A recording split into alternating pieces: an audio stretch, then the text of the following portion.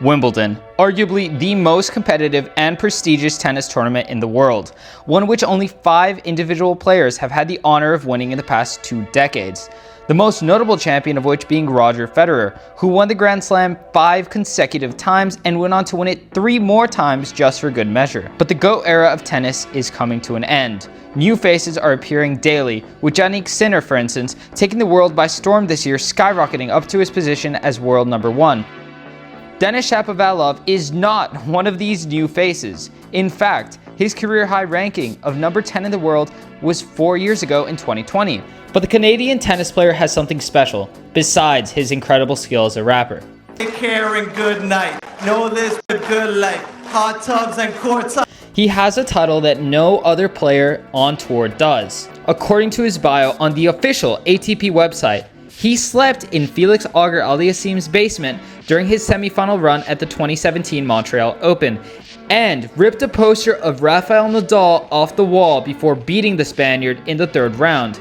His idol growing up was Roger Federer, king of grass court tennis, and as a 15-year-old junior, he warmed up with Federer for his 2014 Toronto semifinal match. And most significant of all, his favorite surface is grass. Shapovalov is simply built different. He knew something that we're only just beginning to understand, that he is the future of grass court tennis, the neo-Federer. Denis Shapovalov will be the champion of Wimbledon 2024, and he's already proven himself on the court. In his first round debut, Shapovalov provided a massive upset, defeating his opponent Nicolas Jarry, 19th seed at Wimbledon, in straight sets, the final score being 6-1, 7-5, 6-4.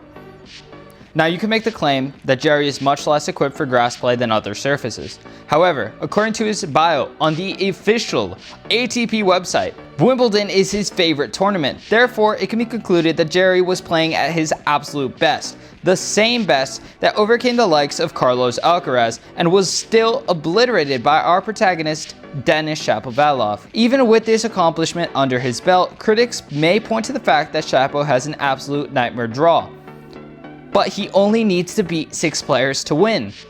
First, he must beat Altmaier in the 2nd round, then beat Ben Shelton in the 3rd, Sinner in the 4th round, Daniil Medvedev in the quarterfinals, Carlos Alcaraz in the semifinals, and potentially Djokovic in the finals.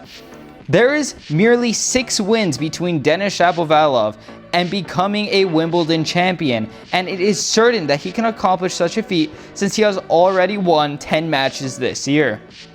Which brings us to the most critical piece of it all. Can Shapovalov beat Djokovic in the finals? Their head-to-head paints a grim picture, with Djokovic leading overall 8-0. And Novak Djokovic is nearly indisputably the greatest tennis player of all time, winning a shocking 24 Grand Slam singles titles, holding world number 1 status longer than any other player in history, and having an incredible physicality that allows him to compete at the professional level merely weeks after surgery at an age that most tennis players would be long into retirement at. But to that point, Djokovic has had a questionable year so far, losing many matches that on paper he should have won easily. A notable example that comes to mind is the instance of Djokovic versus Luka Nardi in the round of 32 at Indian Wells. World number 1 Djokovic lost 4-6, 6-3, 3-6 to who was then ranked number 123 in the world.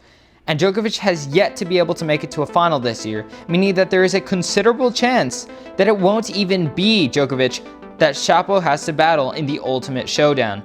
All things considered, it is safe to say that Shapovalov, one of the tennis players of all time, will be at Wimbledon this year, and based on the facts, in theory, on paper, could win the first Grand Slam of his career.